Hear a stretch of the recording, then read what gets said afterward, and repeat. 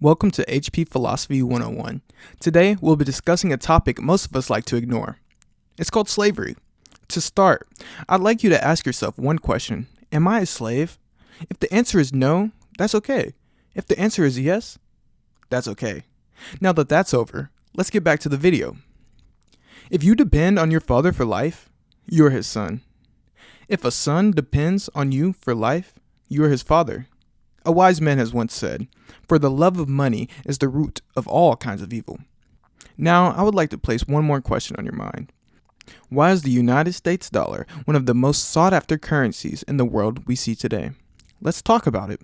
The American society has become the most powerful slave machine of our day, from my perspective. To answer the question of why, we must venture into the past a bit to best paint the full picture of the American society we see.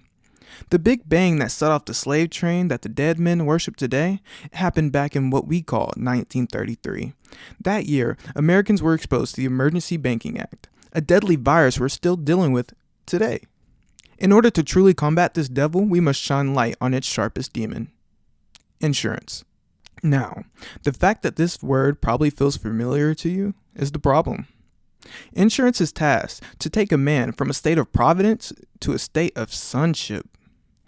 How does insurance do this, you ask? This demon provides a man a false sense of security or safety from entities it has no power over.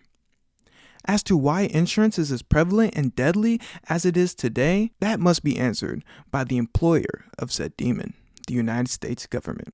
Through the power of the American people, this dead entity, during times of calculated chaos, I must add, was allowed to convert the commercial medium of its creator from a currency backed by the trust of the most high living God of this world into a choice currency backed by the trust and promises of a God lower than man himself.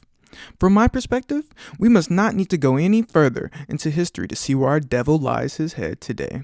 With this rampantly evolving demon and consistent influxes of external chaos, with obvious intentions to embed appliance, I see where the American people have been deceived into placing belief into a God no one has been able to see on this plane of existence.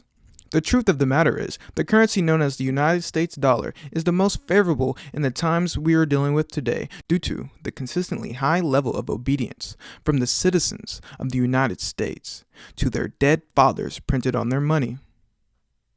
With that being said, I hope you've learned something from the first installment of Philosophy 101, presented by HP himself.